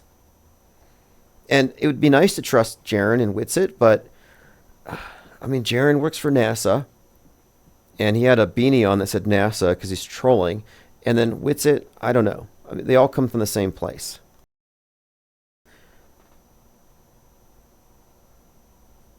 Okay, let's move on. Going through my minds.com/Infinite Plane Society. We talked about information disorder syndrome and its management. And it's a side issue, but Whitsitt is in debate territory in terms of being proximal to Nazis. That's just, they push a lot of that stuff. Protocols, the Elders of Zion. Not saying they are, but I'm saying that if you recall, when Joe Rogan first brought up the topic, someone said, you need to debate Eric Dubay. And he said, oh, Flat Earth, isn't that a bunch of Nazis? And I thought, that's such a weird connection to make. But then you see Eric Dubay putting up these videos in defense of Hitler, and then it all makes sense. This is some kind of contamination operation. So Whitsitt got some coverage for being a flat earther, but wait until they see the rest of his content. It's there. It's kind of hard to break that guilt by association. And that's why I make it a point to keep away from that stuff. I don't get into identity politics. I'm not in the political horseshoe. I'm not a critical race theorist. I'm not a critical Jew theorist. I'm actually apolitical ivory tower. My hands are clean. I'm a conscientious objector. I'm not trying to change what's going on in their rigged game. We're just dispassionately observing it. We might be the world's only objectivists. Lucid Stream says, Tim, are you trustworthy? The problem is, I might be trustworthy, but am I trickable? Am I dupable? Am I compromisable? Is anybody exempt from that? And I don't think so. Like, we might be at an impasse. We hit like a philosophical ice wall. Infinite Plane Society. Hey, dude, this is Jurassic. Hey, what's up, Jurassic? Thanks for calling. So, so what's your final take on these dudes that this flat Earth debunkers, whatever they Okay, are? I can't accept a scientific experiment if all the participants are hideously biased, and I don't think it was objective enough. And was it fakeable? Yeah, they probably did it in the Vegas sphere. So I'm withholding judgment. I don't automatically believe it's real, but at this point, the whole thing is just, I don't know. I think it's invalid. I hate to be dismissive of it, but I just don't trust it. What about you? Yeah, well, no, I don't believe anything these guys are doing. Absolutely not. Especially, like I said, Jaronism, and whoever the hell the other guys were. I don't even know the other people. But what I'm trying to say is that wasn't Jaron the one who tried to do like another experiment where he was doing what were those, like a light beam? Oh, yes. Laser? On Behind the Curve, he drilled holes in these boards like half a mile away, and he shined a laser pen, and he said, interesting, because it comported with the ball measurement, and they made a joke about it. So he was part of the Netflix documentary, which was used as a hit piece, and he said he would never participate in a hit piece again. So it's kind of interesting that he's the star of this one. I mean, it doesn't seem like a coincidence to me. Yeah, and they picked the one guy who doesn't even believe in God. That Jaronism doesn't believe in God. So, first of all, listen, that's the number one thing that I'm not going to believe anything he says anyway. I understand you don't really believe either, but that's not the point. The point is you're not out there doing a flat Earth experiment out there. If you went out there, I'm going to tell you right now, I would think the same thing. I wouldn't believe you either. I'm going to tell you that right now. I wouldn't expect you to, because there are certain things where, I just say I'm going to side with the skeptic and everything, especially in these times. And who knows? Something could happen. They could perhaps. I mean, maybe they give you an offer you can't refuse. I don't know. I wouldn't want anyone to believe me if I went to Antarctica, and I said, oh yeah, you're right. It's a spinning ball or whatever the hell they're saying. It's a 24-hour sun. Who cares? Even if it is a 24-hour sun, doesn't prove it's a spinning ball hurling through an endless space. Yeah, see, these are nuanced points that they don't get, because they set it up like an either or.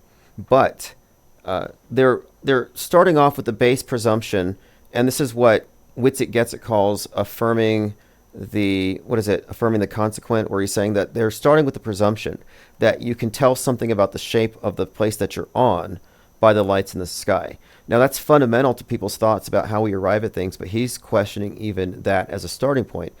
So we're kind of like at ground zero still. This is just a data point from their perspective. And you might not like what I'm about to say right now to you, but let me just tell you this: that that Mad Mike thing that you were involved with. I don't understand whatever that was, but when that story came out, I did a story saying that it was a fake story.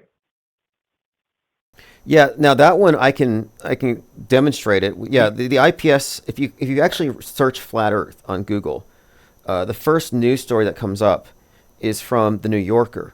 It's the article "Looking for Life on Flat Earth," and it's about the Infinite Plane Society phone call with Mad Mike, where he said he was going to do this stunt. And we did finance his jump, which was successful. It was verified. Rocket Man, the documentary, came out. After that, though, he was doing something with the Science Channel's homemade astronauts, and at the follow-up launch, on 222, was it? He had that accident well, what do you want to call it? It's Yeah, a I think daredevil stunt. it was on 222, I think. Yeah. 2020, yeah. Mhm. But a lot of people said it was fake, and I'm like, well, when you get into the details on the event, I can kind of counter that, but it's qualitatively different than any other event in that it was an open location. But anyway, in your opinion, you think this was some kind of an operation? Oh, well, no, but just real quick, I just want to make sure you understand. Just because you say it or I say it doesn't make it true. That's all I'm saying. I shouldn't trust you. You don't have to trust me. But we don't trust each other. But if we just the point I'm trying to make is that we have to always be, a little Yes. skeptical. Okay, I wouldn't ask That's that. all I'm saying. I wouldn't ask anybody to set aside their skepticism out of loyalty to me. Like, just because I knew him, don't take my word for it if you're still feeling skeptical about it. But if anybody's legitimately interested in more info, I would provide it. However, yeah, I don't tell people to suspend judgment for my benefit. I would never do that. That's not how we roll here. We really do stick to our standards of evidence, and that's the only reason why the think tank has continued to maintain its integrity. All right, that's what I want. I just want to make sure that you don't get mad at people for saying, for the exact same thing you're doing, which is you being very skeptical about it, right? No, if I get killed by some crazy out in front of this building here, I'm going to expect everybody here to say it's a hoax, that I got bored or something. So no, I don't. I'll be the first one because I know the guy who's going to end up killing you is either going to have the son or the man in his name. Yeah, exactly. So no, we're good. We're good. But anyway, that story is strange because it brings up the whole Rocket Man theme, and the whole thing is really bizarre when you get down to it. But anyway, go ahead. You were calling about Well, something. that's why I brought it up because back then I was saying that it was all a Rocket Man and 222 was George Washington. So the whole thing that's why I found it very fishy. But anyway, let's move on from that. I just wanted to make sure that you understand, don't get mad at people who don't believe a certain thing, especially when you're doing it. But anyway, about this thing, yeah, I don't believe any of these dudes. They're like totally, because first of all, do they even believe in fake news? That's the problem. Exactly. They don't know the news is fake. So why they don't even advocate for skepticism about death tolls and fake deaths. So none of these individuals are in the know, or they're deceptively involved in promulgating alternative media claptrap conspiracy lies. Because if they don't even know that the news is fake, there's no way they can know anything about flat Earth. That's impossible. Now that's interesting. That's an interesting point because I don't know how, like, out of all the people who are involved in the flat Earth topic who had big channels, the only one who's gone full-on auto-hoaxer is probably Patricia Steer, and she comments here frequently. But the rest of them were still kind of on the fence as to whether people are dying. They're still pushing false flag. They still believe in a lot of the psyops. So, no, it's very incongruent for these individuals. That's why my criticism was leveled at them for not being cognizant of how fake news really is. Yeah, and here's another problem. Nobody in their right mind is going to go with people that you don't know to some strange place that nobody's going to ever hear from you again if something happens. I'm just saying that's another reason why we're not stupid enough to go with these idiots. You know what I mean? That's another thing. But here's the last thing I want to say. Not last thing, but the last point on this. How do we even know they went into Antarctic? I mean, wherever the hell they went. Where did they go? Yeah, they actually live streamed, or they had live tracking for the flight data. But when it comes down to it, if we're talking about NASA, the agency that's going to fake a Mars base, they're going to fake the journey. They're going to fake their lives. They're going to fake the whole trip and the final scene. So if we're saying if any part of this is fake, then the entire thing was faked. And we just have to consider that it's no different than faking a moon landing. Fundamentally, they have the technology. So it's not outside the realm of possibility they fake the whole thing, and they have every incentive to. But I don't know. Did they do a full scan? Did you see them do like a whole round, like take the camera all the way around 24? What do they call it, 360, whatever the hell? They did a 24-hour video, and they released time lapses. And there are people who are suggesting there's problems with it. Others are suggesting that they use some kind of a rear screen projection. or that the sky part was. I don't know. I mean, it's No. they did What they I'm asking did is, it did though. they They do a did. 360? Yes. No. While they were talking, like when they were talking, in front of the camera, did they turn the camera around and show the other side? No, I don't think they did. Now that I think about it. That would be the most common sense thing to do. If you want to prove that you're not in some kind of what are they, inside some kind of studio or something. Now, I'm just saying. one of them flew a drone to show there was no green screen behind him, but that could be misdirection because they don't use green screens anymore. They use these LED walls. So if they're inside of a studio like the Sphere in Vegas, the whole thing is a screen. They could be anywhere, and they just have to act like it's real, and the camera will be fooled. So that's something that I consider to be a possibility, especially because at the very beginning, Jaron said that it looked like the mountains were close enough to touch, the glaciers miles away, close enough to touch, and he laughed. So I thought, yeah, they're probably in some kind of a closed LED virtual set. Yeah.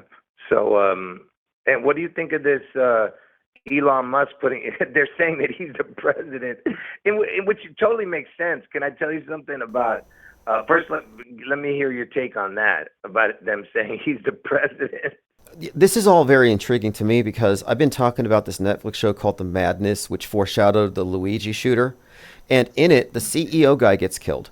And he is accused, or he's found out to have been influencing elections, stole the election, and was financing Nazis online. So obviously he represents Musk, and he gets shot. But anyway, so Musk being where he is right now is highly significant, obviously. As far as him being called president, I noticed that's sort of a thing. I think it's from the left to irritate Trump, but it's not insignificant. What's your take on it? Well, it makes a lot of sense biblically because if he's the guy with the Starlink and if he's going to be, with Star Wars and all that crap that whatever, what is it called? His stupid thing. Trump. He's got Neuralink. They got Space Force, SpaceX, but Neuralink. Space Force. Yeah, that's what I meant. Space Force. Yeah, with the Space Force, not Neuralink. Man, my brain just went blank again. You just said it. SpaceX. The other thing. No, the other thing. SpaceX, Space Force, and then there's Neuralink, where it's the the thing in space. Starlink. Starlink. Yeah. All that is so. In the Bible, it talks about how someone's going to rain fire on the, do miracles and all that other stuff. So obviously that's what this stupid Musk is there for, probably. Okay, let's get into that for a second because you have the Dragon capsule that's going to rescue the stranded astronauts. And the Bible does have this story of the dragon's tail dragging down a third of the stars. And he's got 42,000 low Earth orbit satellites that he's putting up there. There seems to be some narrative buildup. And then you have to attach to Musk Starman that they sent into space. Starman, Mr. Satan, the man who fell to Earth. He's the Rocket Man, the Rock Star Man, because it was David Bowie in Starman. And David Bowie has Elvis's birthday. So there is something with Musk and this Rocket Man Starman concept that is, I don't know, possibly connected to stuff falling from the sky. Did you hear that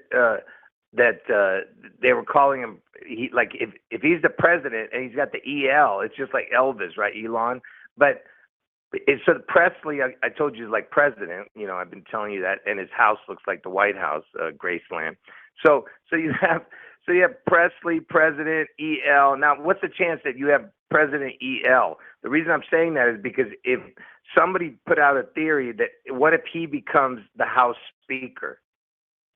Because then if the president, because I believe that probably vice president gets taken out and the president stays in, he gets the head wound too, the president. Trump, he gets the head wound on August 4th, but the other one is taken out. What's his name? Vance. And then, if Trump can't do his duties because he's got the head wound that healed, but he's not in power still. He's healing. They would have to put the Speaker of the House, right, as the third person. That's correct. That would be a third in succession. Imagine if he was the president. You get what I'm saying? This is something. It probably is in play, And Musk is a huge player in this bigger story. The fact that he turned Twitter to X, I think, is directly correlating to Pope Constantine. And he had the vision of the glowing cross, and he consolidates the empire. So I think with Musk, there's this picture here of consolidating a worldview, consolidating media. And then, of course, his whole role with the Mars program is obviously connecting him to all the space fakery. So Musk is a key player in this. But yeah, as far as his proximity to Trump right now, it's all so fabricated. I think it's like WWE level stuff. Yeah, it's beyond ridiculous. Like, why is he even putting his input into this? It's like, what is going on out there? So it's not going to go through, right? That shutdown. I mean, the government deal, whatever the hell they were about to do. I don't think it is, but I do think that the Musk right now, as he's portrayed, and as he's been acting with regard to the election and his influence, he correlates to the CEO who's assassinated in the madness. So I'm kind of looking at, and then there's this viral image of Musk with a gun pointed at him. That's on Blue Sky, which is like the liberal Twitter. So I don't know where it's going to go with him. I didn't see him getting this far, but I mean, you pointed him out, the Rocket Man prediction for Butler, where he shows up. Right.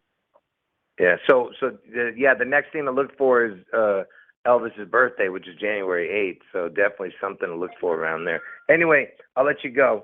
Hey, one more thing. Didn't you say today? All right, my calendar here says December 19th, says JL predictive. Yeah. I was saying that something might happen today that connects somehow to the puzzle, or to Priscilla Presley, the wife, or to the date, something that connected to a date, that her birthday or something. But listen, I said it's predictive programming if it happens. But when it comes to predictive programming, it doesn't have to happen. See, because there's many dates that they could use. So that's why you never know which one they're going to use when it comes to predictive programming. But for sure, my two predictions are going to come in, the June 11th and August 4th prediction.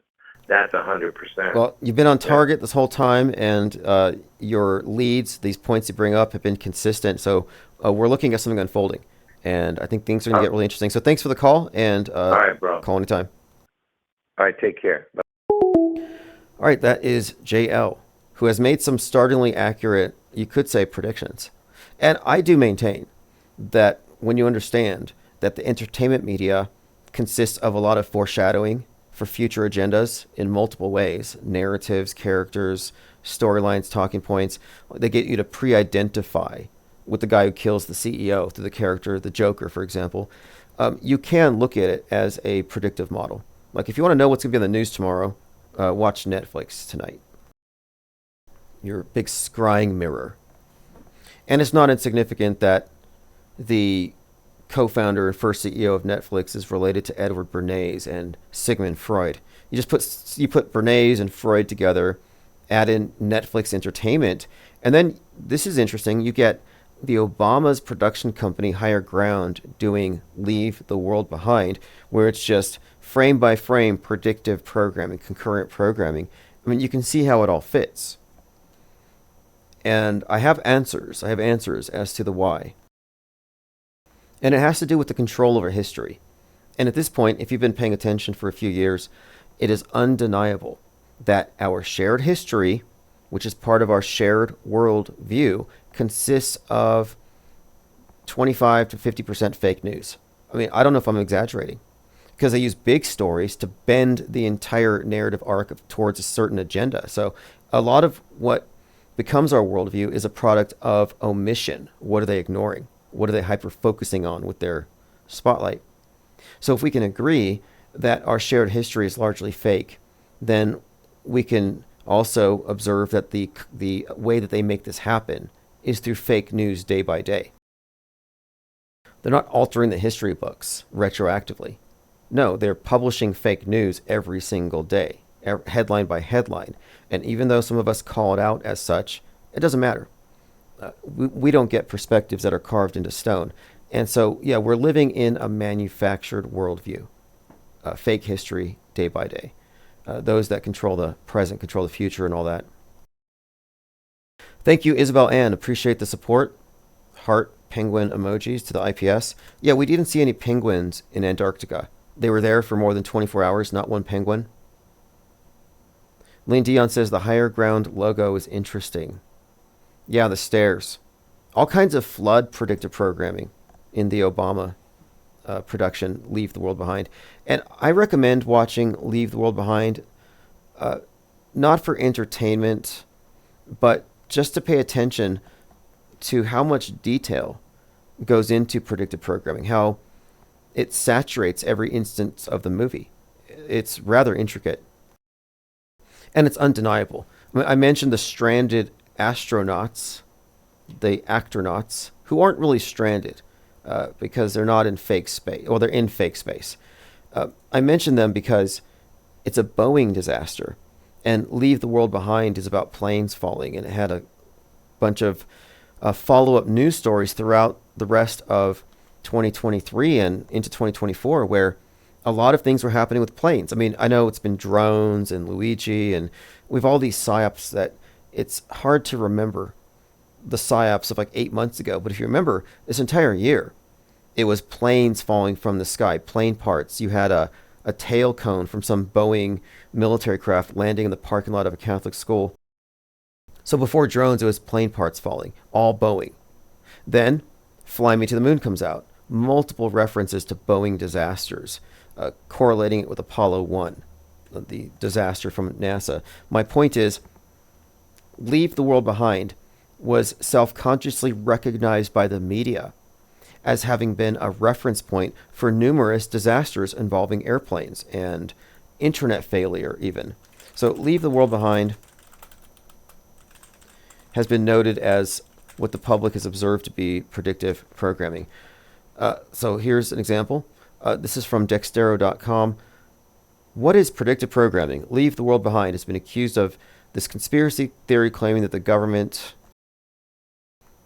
There's so many examples here. Will the movie Leave the World Behind go down in history as serving as predictive programming for real-world events? Many articles about this and the conspiracy theory surrounding it. And I'm pointing this out because not only does it contain copious predictive programming that did come true and was reflected in headlines, and the media did refer to it as such. Like, look, Wired.com. No, Leave the World Behind and Civil War aren't happening before your eyes. Global Network on Extremism. All the World's a Stage. How predictive programming crafts users' world's view. Very interesting that this comes up. It's kind of like white noise and the derailment in East Palestine. Did Leave the World Behind predict the bridge collapse? It says no, it didn't. Well, not in the sense that it's like a direct correlation, but we're talking about motifs. We're talking about symbols and themes. And the fact that it came out on 12/8 and the bridge collapsed at 1:28, yeah, that's one example. But the movie really begins with this very surrealistic scene of a big boat called the White Lion crashing into a beach and nobody's reacting to it. And then the boat that hit the bridge at 1:28 was called Dolly. So we're talking about surrealism. We're talking about the dreamlike quality to the event itself. We're talking about in Leave the World Behind when the big boat's crashing. And there's just so many layers to that movie. You know, the boat was called White Lion, which is a reference to the first ship that brought Africans from the transatlantic slave trade in 1619. And the emergency broadcast signal in the movie was on 1619. That was the frequency. So it was like, wait, 1619, White Lion, ship crashing. What else does this allude to? Well, 1619 has been set up in this dialectic versus 1776. So 1776, what defines America, or 1619, more inclusive of America's dark history. So you have these two worldviews in collision, and that's one of the messages in the movie. 1619 versus 1776. And this is kind of a reoccurring theme throughout the movie, which all ties in, of course, to Obama. But none of it's coincidental. It's talking about this big reckoning to come.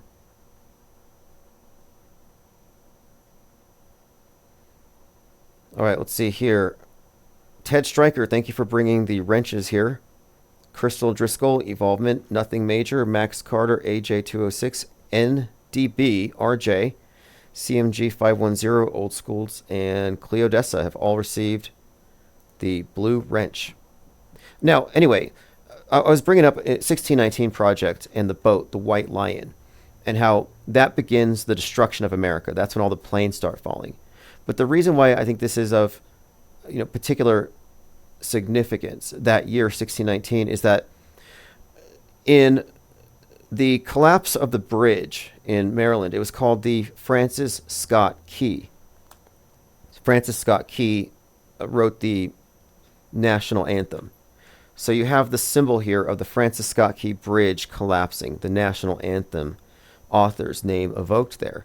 But interestingly enough, next to the Golden Gate Bridge, there's a monument that was called the Francis Scott Key Monument, and it was vandalized by BLM. It was then replaced by a monument to the 1619 Project. So you have a pretty strong connection here to the national anthem versus the 1619 Project. 1776, 1619, this dialectic being brought up, patriotism, and then it being challenged by this alternative view. But you kind of see it how it does correlate to the message in Leave the World Behind. It does correlate to the imagery of the boat crashing and then this boat hitting the national anthem, challenging the foundations of America, for example, and its founding principles. Because, of course, the challenge here from the 1619 Project is that it's intrinsically not inclusive, etc.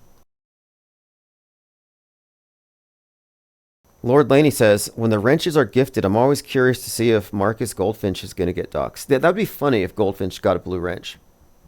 And I haven't spoken much about it because I'm going through a process here of changing venues. And in order to do so, I've had to rewrite some of my causes of action. But I'm reframing things because Google has managed to elude direct responsibility.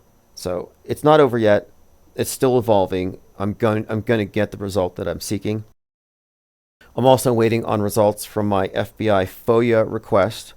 And they're sending me, and it was going to take 8 months to get it all because they take so much time for research. So I went with the bare minimum. They're going to send me something like 50 pages and then I'll get the rest. No big deal. I need that in my case.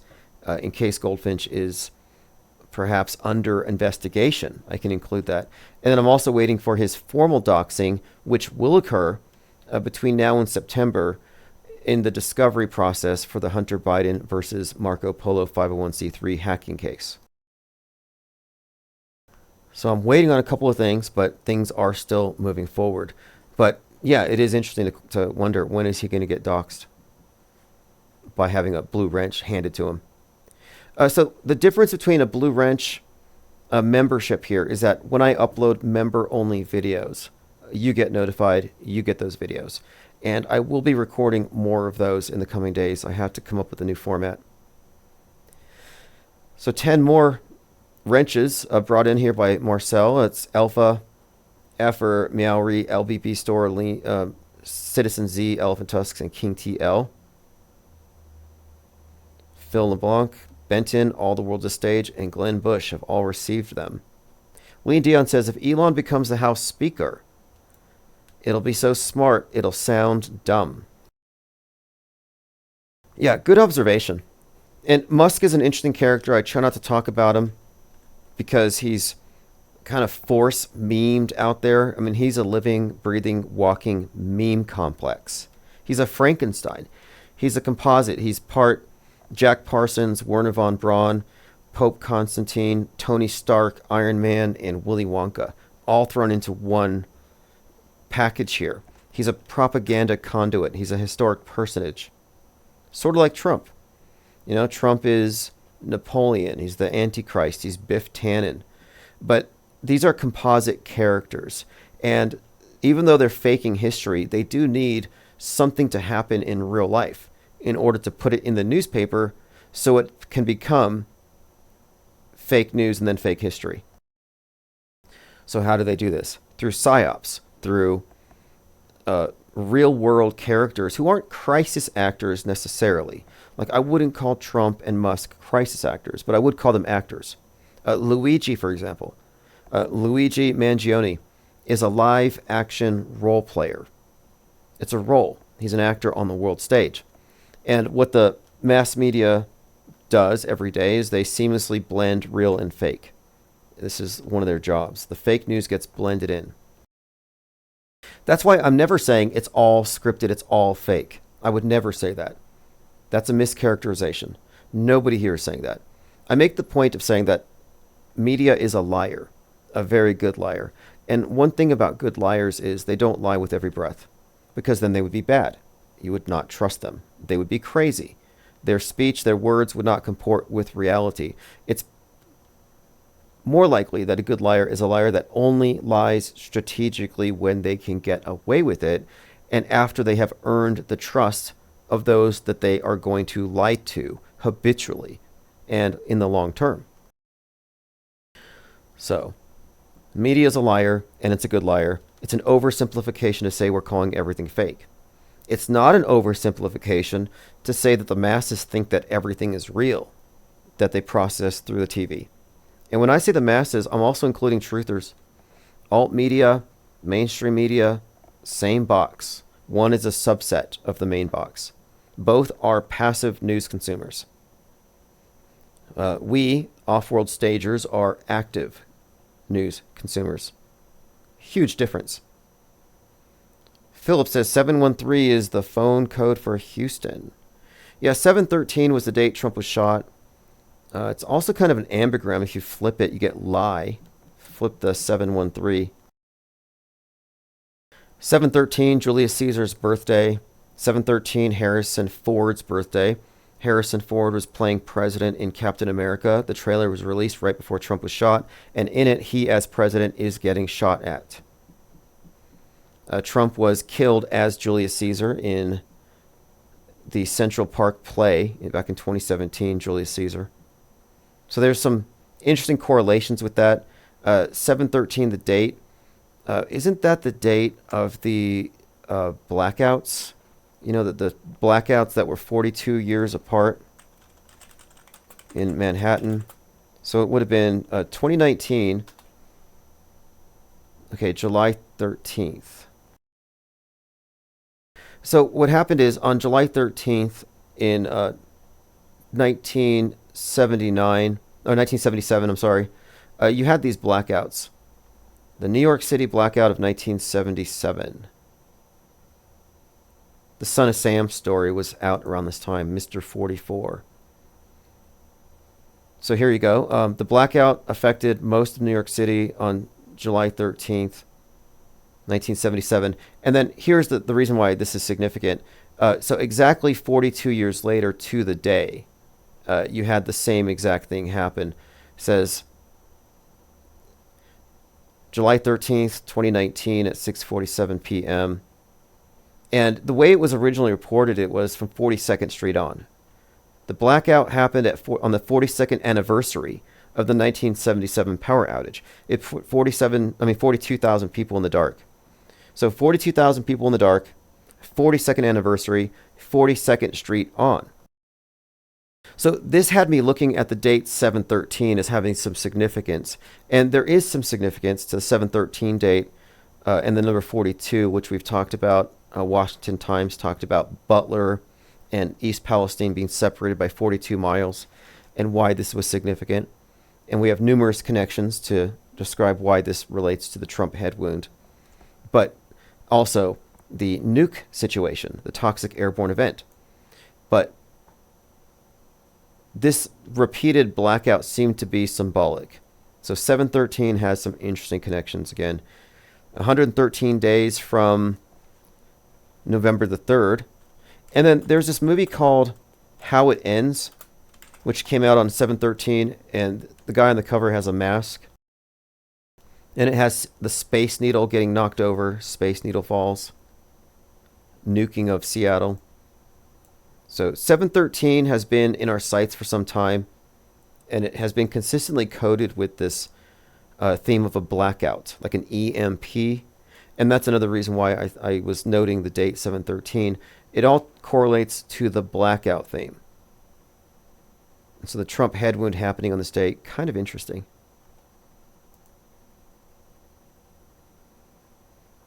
Okay, let's see here. It looks like Appreciate the generous support of the channel, by the way. Harmon Walker called the other night. So, Ready or Not, Mango Penguins, Mike S., Romeo Fuzzy Feet, Black Talcott, Maraceba. We're looking for Goldfinch. Judah Natsra, Legendary Power something, received a blue wrench.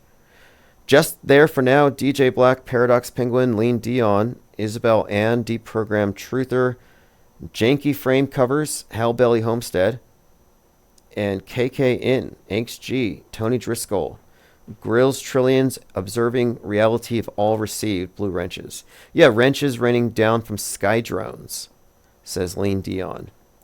Have any of you tried out Grok? If you're a premium user on X, you have access to Grok, which is great for a number of things. I use it for generating a lot of the thumbnail art that you see. So if you like the art that I'm posting in the newsletters, a lot of it's coming from Grok. So here's just an example. Blue wrenches raining down from the sky drones. Now it's describing the scenario, so I actually have to give it some specifics.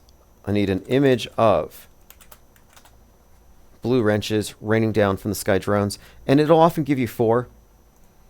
I've been using this to generate a storyboard for a project I'm working on regarding Penguinati, and oftentimes I'll ask things like, give me a 4-panel graphic novel comic depicting this. So here, if you're looking at the screen, we have a rendered image here of drones delivering blue wrenches. And that is what's happening here. It's raining wrenches. Sharon Peter says Kamala takes office tomorrow. I hadn't heard that. Looking forward to it. Thanks a lot, Harmon. Thanks to all of you supporting the channel. We have about 200 people listening on video alone. There are more on the audio streams. And we're also live now on TikTok. The title of tonight's live stream, will would-be Nick Fuentes assassin be the next Luigi? And again, my thinking on this is that if the left is willing to create a hero out of somebody for shooting a CEO, then why wouldn't they do the same for somebody attempting to shoot the guy who said, your body, my choice? The leader of America First, a fascist, sexist, racist, anti-Semitic, xenophobic organization. It's against everything that they believe in. So I would be surprised if they don't make this John Lyons character into some kind of a hero and they start tattooing him on their bodies like they are doing with Luigi. Yes, so Diana South, this is how I create a lot of my like when I'm doing artwork for private commissions or otherwise, I will often use this for compositions and ideas. It's useful. I don't think it is any less of an art form than any other art form. I think it's great that we're at the cutting edge of whatever is being developed. And I've been working on some projects here for turning the Penguinati script into an animation. But instead of waiting for the right equipment that can handle the rendering and finding the artist that can make it happen, I'm going to probably just create it through AI first as a template, and then from there use that possibly to recruit people. But I think it's a leveler. I think a lot of this stuff is a leveler in terms of it's a labor-saving device, and it's really the case that AI is not your enemy. You're not going to be outcompeted by AI. You will be outcompeted by somebody using AI. All right, let's see here. Thanks again for the calls. Today we talked about the fact that you can breathe easy now. Chemtrails do not exist. And I say this to prevent you from getting sick. I don't want you to have chemtrail lung. And there is this widely reported story right now from Daily Mail that a lot of people in New Jersey are getting respiratory illnesses because of drones. They're literally saying that the reports of drones sniffing for radioactive waste means that there's radioactive waste somewhere in New Jersey. There's some kind of a threat, some kind of a dangerous, toxic environment there, and now people are actually reporting that they're getting sick. I would call this psychosomatic. Residents in New Jersey and wider tri-state area claim they've become mysteriously ill after seeing the drones. They're coughing, runny nose, puffy, watery eyes. One woman in Jersey said she was coughing up her lung.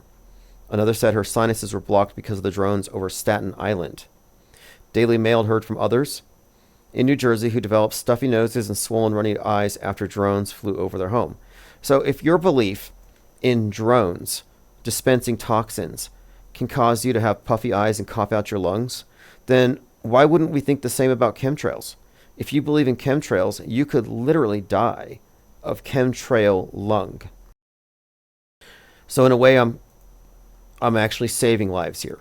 If I can disabuse you of a useless fear that might have real-life consequences, I'm happy to do so. Mind War inoculation is free. We talked about drones falling in China. Seems very eerily reminiscent of Leave the World Behind. I put up a poll. Are you concerned about vax drones? And so far it's 50-50. 50% say yes, I'm terrified. 50% say no, vax them all. So there we go. We're going to continue this conversation tomorrow. This is Symbia's Auto Hoaxology. Thanks for joining. I don't believe in chemtrails. I don't live in Truthville. Just because you saw it on the screen doesn't make it real. I don't take the red pill. I don't take the blue pill. I just choose to follow my dreams. Auto hoax and chill. I stepped off the world stage and I moved away from all the fake outrage and the hearsay. And I don't give the time of day to those that naysay because they got a bad case of the mind age. I stepped away from the game entirely. I won't be caught up in their lame dichotomy. I've stepped away from the cage entirely. I'm free today and my mind's been set by reading out of hoaxology.